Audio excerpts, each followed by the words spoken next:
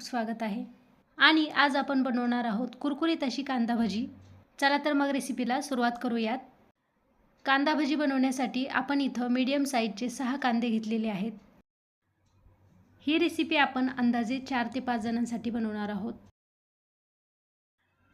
या रेसिपीमध्ये कांदे हे भरपूर घालावे लागतात, म्हणूनच यांना कांदा भजी म्हणतात। अशा पद्धतीने कांदा सोलून त्याचे 2 भाग करून त्याचा पुढचा आणि पाठीमागचा भाग आपल्याला काढून टाकायचा आहे। त्यानंतर चाकूच्या साहाय्याने अशा प्रकारे पातळ स्लाइस करून घ्यायचे आहेत। कांदा चिरताना कांद्याचे स्लाइस हे थोडेसे जाडसर राहिले तरीही चालेल। बोटाला लागू नये याची काळजी घेऊनच कांदा हा काळजीपूर्वक चिरावा।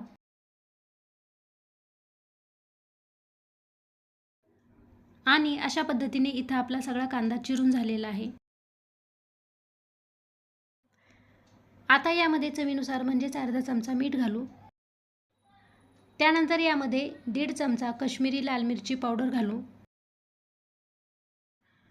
आणि सोबतच पाव चमचा ओवा घालायचा आहे। ओवा घालताना हातावरती चोळून घालू। आता सर्व साहित्य कांद्यामध्ये छान असं मिक्स करून घेऊ। इथं आपण घातलेल्या मिठामुळे कांद्याला पाणी सुटतं, त्यामुळे वेगळं पाणी घालण्याची काही आवश्यकता नाही। काश्मीरी लाल मिरच पावडर ही फक्त आपण कलरसाठी वापरलेली आहे। यामध्ये फारसा तिखटपणा नसतो, म्हणूनच तिखटपणासाठी यामध्ये आपण 2 ते 3 बारीक चिरून घेतलेल्या हिरव्या मिरच्या घालू। त्यानंतर आपण इथं 1 कप बेसन घेतलेलं आहे। हे बेसन आपण या मिश्रणामध्ये थोडं थोडं करून घालू। कांदा भजीमध्ये बेसनाचं प्रमाण हे कमीच असतं, त्यामुळे आपल्याला लागेल तसं बेसन यामध्ये घालायचं आहे।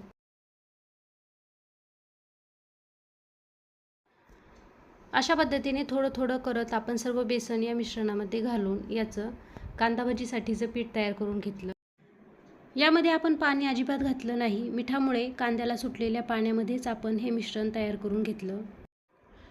त्यानंतर यामध्ये आपण बारीक चिरून घेतलेली कोथिंबीर घालू आणि पुन्हा एकदा छान असं मिक्स करून घेऊ। इथं आपलं कांदा भजीसाठी लागणारं मिश्रण तयार आहे। आणि इथं गॅसवरती तेलही छान तापलेलं आहे। आता यामध्ये आपण भजी सोडू। गॅसची फ्लेम इथं लो टू मीडियमच ठेवायची आहे। अंदाजे मीडियम साईजची भजी आपण तेलामध्ये सोडू। तसेच कढईत मावतील एवढीच भजी आपल्याला तेलामध्ये सोडायची आहेत। त्यानंतर झारणीच्या साहाय्याने भजी ही उलटसुलट करून घेऊ। इथं गॅसची फ्लेम ही लो टू मीडियम ठेवल्यामुळे भजी ही आतून छान तळली जातात आणि वरूनही क्रिस्पी आणि कुरकुरीत होतात।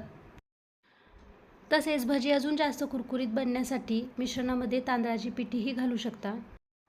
यामध्ये आपण सोडा अजिबात घातलेला नाही। सोडा घातल्यामुळे भजी ही नरम बनतात, क्रिस्पी कुरकुरीत बनत नाहीत, म्हणून शक्यतो कांदा भजीमध्ये सोडा अजिबात घालायचा नाही। अशा पद्धतीने झारणीने उलटसुलट करत भजी तेलामध्ये 1 ते 1.5 मिनिटभर छान तळून घ्यायचे आहेत आणि त्यानंतर झारणीच्या साहाय्याने भजी काढून घेऊ। आणि अशाच पद्धतीने आपण उरलेल्या मिश्रणाचेही भजी तळून घेऊ।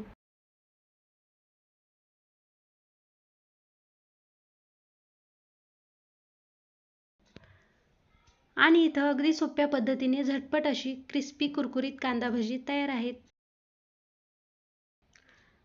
यंदाच्या पावसाळ्यात तुम्ही ही अशी कांदा भजी नक्की ट्राय करा। आणि माझी ही रेसिपी तुम्हाला कशी वाटली कमेंट करून नक्की सांगा। तसेच व्हिडिओ आवडला असेल तर व्हिडिओला लाईक, चॅनलला सबस्क्राईब आणि शेअर करायला विसरू नका। आणि हो, बाजूलाच असलेला बेल आयकॉनही नक्की दाबा, जेणेकरून माझ्या प्रत्येक व्हिडिओचं नोटिफिकेशन तुम्हाला सगळ्यात आधी मिळेल। पुन्हा भेटूयात पुढच्या रेसिपीसह। तोपर्यंत नमस्कार।